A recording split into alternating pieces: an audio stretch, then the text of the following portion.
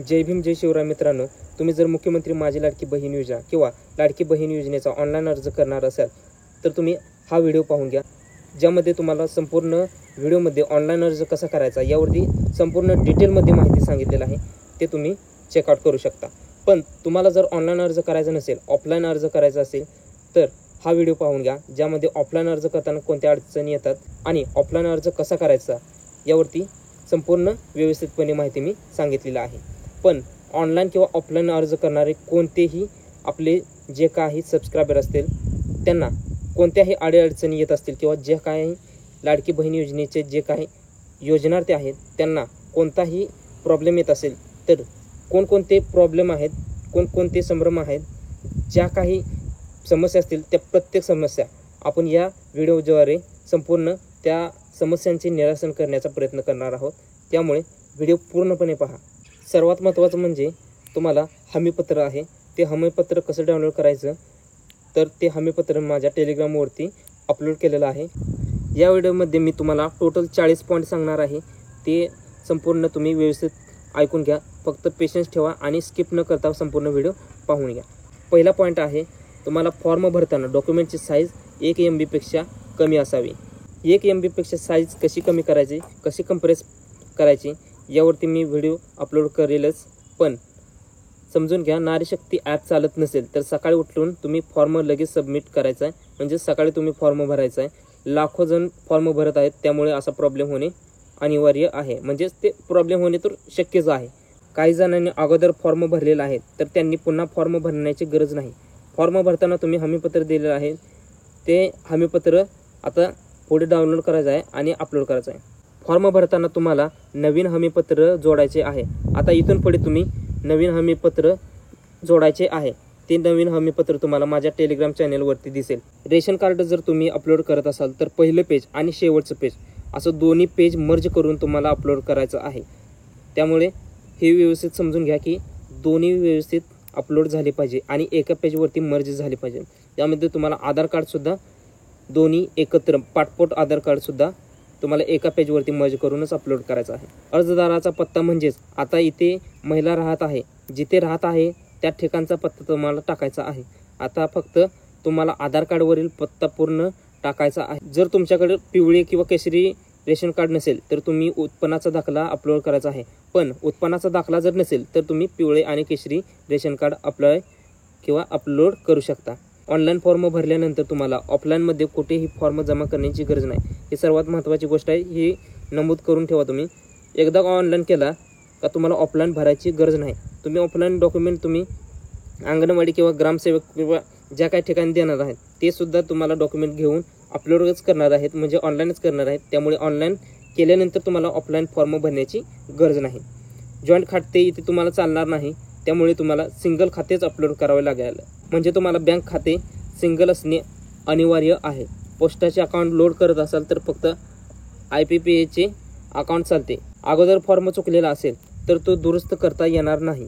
जर का दुरुस्त करायचं असेल तर आता सध्या त्यावरती काय सोय नाही, पण दुरुस्तीसाठी कोणती प्रक्रिया आली तर तुम्हाला त्यावरती चॅनलवरती व्हिडिओ नक्की भेटेल. त्यामुळे चॅनलला सबस्क्राईब नक्की करा. शाळा सोडल्याचा दाखला आणि जन्माचा दाखला या अगोदरच्या नावाने असणार आहे, त्यामुळे तो अपलोड केला तरी चालतो. फक्त 15 वर्षाचा पूर्वीचा तो पुरावा असावा लागतो. रेशन कार्ड अपलोड करत असाल तर रेशन कार्डवरती महिलेचे नाव असणे अनिवार्य आहे आणि गरजेचं आहे. आणि रेशन कार्ड 15 वर्षापूर्वीचे जुने असावे, हे महत्त्वाचं आहे. कारण हीच अट आहे की 15 वर्षापूर्वीचे जे काही डॉक्युमेंट आहे ते लागणार आहे. बँक अकाउंट कोणतेही टाका, काही प्रॉब्लेम नाही. पण तुम्हाला जे पैसे येणार आहेत ते DBT मार्फत येणार आहेत. म्हणजेच तुमचे आधार कार्डच्या माध्यमातून बँक खाते पैसे या बँक खात्यामध्ये जमा होतील. त्यामुळे आधार कार्डला बँक लिंक असणे गरजेचे आहे. सर्व कागदावरती नाव, जन्मतारीख सारखी असावी, म्हणजे तुमचा फॉर्म रिजेक्ट होणार नाही, याची तुम्ही दक्षता घ्या. आधार कार्ड, रेशन कार्ड, मतदान कार्ड यापैकी कोणतेही डॉक्युमेंट अपलोड करत असाल तर दोन्ही साईट तुम्हाला अपलोड करायचे आहे, म्हणजेच पासपोर्ट अपलोड करायचे आहे. सर्व फॉर्म इंग्रजी भाषेत भरावा, कारण बँकेचे जे डिटेल असतील ते आपले इंग्रजी भाषेत असतात. त्यामुळे काही प्रॉब्लेम तुम्हाला येणार नाही. फॉर्म भरण्याची आता सध्या कोणतीही ऑनलाईन वेबसाईट नाही, त्यामुळे नारी शक्ती दूत या ॲपमधूनच फॉर्म भरला जातो. त्यामुळे हे नारी शक्ती ॲप तुम्हाला कायम अपडेट करावं लागणार आहे. डोमिसाईल नसेल तर 15 वर्षापूर्वीचं कोणतेही एक डॉक्युमेंट तुम्हाला अपलोड करायचे आहे. रेशन कार्ड असो, मतदान ओळखपत्र असो किंवा जन्माचा दाखला किंवा शाळा सोडल्याचा दाखला, तरच तुम्ही फॉर्म भरू शकता. 15 वर्षापूर्वीचं डॉक्युमेंट नसेल तर तुम्ही फॉर्म भरू शकत नाही. फॉर्म भरल्यानंतर कोणतीही पावती येणार नाही. तुमचा मोबाईल नंबर टाकून लॉग इन करून तुमचे स्टेटस चेक करू शकता. फक्त अंगणवाडी सेविकांना फॉर्म भरण्यासाठी सरकारने 50 रुपये देणार आहे. त्यामुळे आता GR मध्ये याचा उल्लेख आहे. पिवळे किंवा केशरी रेशन कार्ड जर तुमच्याकडे नसेल तर उत्पन्नाचा दाखला हा कुटुंब प्रमुखाचा अपलोड करायचा, म्हणजे तहसीलदाराचा असावा. हे महत्त्वाचं आहे की तहसीलदाराचा तुम्हाला इथे अपलोड करायचा आहे. बँक पासबुक अपलोड केले नाही तरी चालते, कारण पैसे तुम्हाला आधार DBTने येणार आहेत. म्हणजेच तुम्हाला DBTद्वारे पैसे येणार आहेत. म्हणजेच बँकेसोबत तुमचे आधार कार्ड लिंक असते. त्यामुळे आधार लिंक असणे बँकेला अनिवार्य आहे. महिलेचा जन्म दुसऱ्या राज्यात झाला असेल तर तुम्ही दुसऱ्या राज्यात जन्म ठिकाण म्हणून सिलेक्ट करू शकता आणि त्यासाठी ॲप तुम्हाला अपडेट करावे लागणार आहे. फोटो अपलोड करण्यासाठी तुम्ही जर फोटो काढला असेल आणि फोटोवरती जर रेड क्रॉस दिसत असेल, म्हणजेच गुणुले चिन्ह दिसत असेल, तर तुम्हाला तो फोटो सबमिट होणार नाही. फोटो पुन्हा काढायचा आहे आणि पुन्हा अपलोड करायचा आहे. उत्पन्नाचा जर दाखला तुम्ही अपलोड करणार असाल तर तो तुम्हाला चालू वर्षाचा लागेल. त्यामुळे 2000 आता सध्या 2024चा आणि 25चा तो उत्पन्नाचा दाखला असावा लागणार आहे. जन्म दाखला जर कोणी आता काढलेला असेल तर तो तुम्ही अपलोड करू शकता. डॉक्युमेंट्स ओरिजिनल असतील तर त्याचा फोटो अपलोड करायचा आहे किंवा झेरॉक्सचा फोटो तर केला तरी चालेल, पण डॉक्युमेंट तुम्हाला ओरिजिनल असलेली जास्त फायदेमंद राहणार आहेत. त्यामध्ये तुम्हाला 5 नंबर आणि 6 नंबरचे कागदपत्र अपलोड करायचा अनिवार्य नाही, म्हणजेच पासबुक किंवा पतीचे कागदपत्र.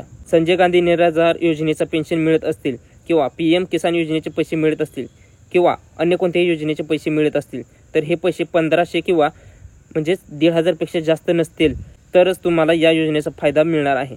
जर तुम्हाला 1500 पेक्षा जास्त रुपये मिळाले असतील किंवा कोणत्याही योजनेतून मिळू द्या तर तुम्हाला या योजनेचा फॉर्म भरता येणार नाही. जर भरला तरी तो रिजेक्ट होणार आहे.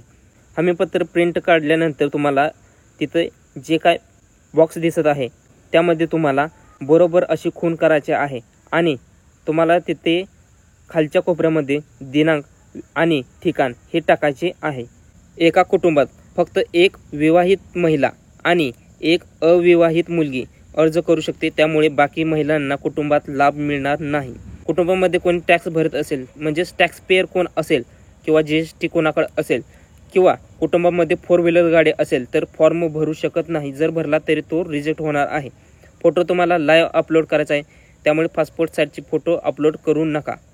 आत्ता तुम्ही 65 वयापर्यंत असलेल्या महिलेचे फॉर्म भरू शकता. नवीन लग्न झालेल्या महिलेकडे काहीच कागदपत्रे नसतील तर 15 वर्षाचा पुरावा म्हणून डोमिसाईल काढावे किंवा जन्म दाखला द्यावा. याला काही ऑप्शन नाही. रेशन कार्ड ऑनलाईनची प्रिंट मिळते, ती तुम्ही अपलोड करू नका. फिजिकली रेशन कार्डचा फोटो काढून तो अपलोड करायचा आहे. काही अडीअडचण असतील तर @नवीन योजना हे तुम्ही यूट्यूब चॅनल सबस्क्राईब करायचं आहे किंवा टेलिग्राम चॅनलवरती जॉईन करायचं आहे. तर अशा प्रकारे आपण नारी शक्ती ॲप किंवा लाडकी बहीण योजनेमध्ये जे काही समस्या येणार आहेत किंवा जे काही सल्ले आहेत ते दिलेले आहे. तुम्हाला जर माहिती व्यवस्थित वाटली तर चॅनलला नक्की सबस्क्राईब करा आणि ह्या व्हिडिओला तुम्ही जेवढ्या होईल तेवढ्या महिलांपर्यंत नक्की पोचवा. त्यासाठी तुम्ही स्टेटस ठेवू शकता, टेलिग्रामवरती शेअर करू शकता, तुमच्या व्हॉट्सअप ग्रुपवरती टाकू शकता. तर हे सर्व तुम्ही नक्की करा.